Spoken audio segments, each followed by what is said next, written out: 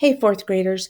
I would like to do a quick little video so that you know how to use Seesaw if you would like to complete your work that way. If you are an at-home learner right now, this is a great tool because it allows you to complete your work right on the screen. You don't have to print anything. You don't have to worry about uploading anything into Schoology. It just does it right for you. So if you go to Clever, just like you normally do for my class, and then go to Mrs. Miller's math class, and just scroll right down here next to Prodigy, you'll see Seesaw. And when you click on Seesaw, it takes you straight to the Seesaw account. It might ask you to enter a code, and the code is in Schoology. If you're listening to this, the code is QZEPNMQC, but it's also in Schoology. I don't know if it's going to make you enter the code going in through Clever or not, but it might. Once you're in, what you'll do is when you log in, you see any activities that I've assigned.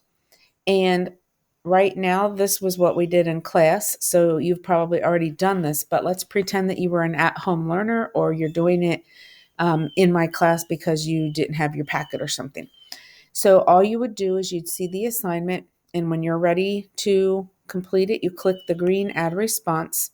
And then if you've already been in here, your name's up there, you would just go ahead and click it. Now it opens up just like this. And this one I can scroll through. This is like the packet that we've been working on. So you can see all of the different pages, but there's no need to print anything. You can do it right here on the screen.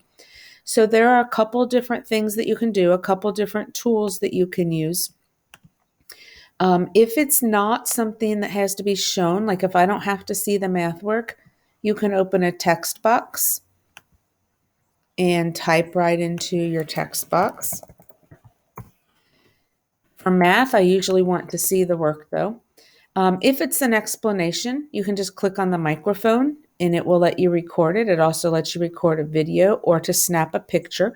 So sometimes you might want to solve it on notebook paper, snap a picture, and it will post it right here. We'll come back to these in a minute. The tools that I like best, and the reason that I want you to do this, is if you click this pen tool down here and then select the color you want, you can actually write directly on the screen. I'm using my finger right now, not a stylus. If you have a stylus or a computer pen, this is a great, great tool. Now, one of the, I won't say complaints, but one of the downfalls is a lot of the kids say, but this page is so small and my finger's big. Let me show you this. If you come up here in the corner and click the magnifying glass and then click the plus, you can get this page so big that using your finger is going to be absolutely fine. The computers that you're using right now have touch screens. So this makes it really easy to do.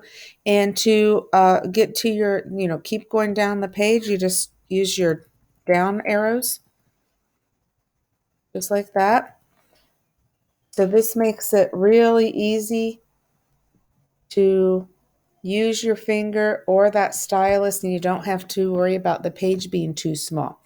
And then if you want to go ahead and shrink it again, you can do that. Click to the next page, read it. If you need to write anything and you want to make it bigger again, just keep on going back and forth like that.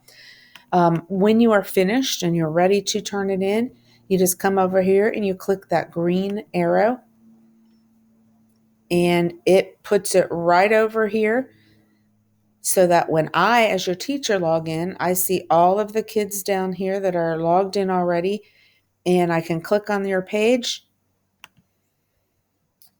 and I can grade it just like I would if it were at school. So I can use a pen and write on it and make comments on it. There's also a section down here at the bottom that I can type comments, or I can use that recorder tool and speak comments.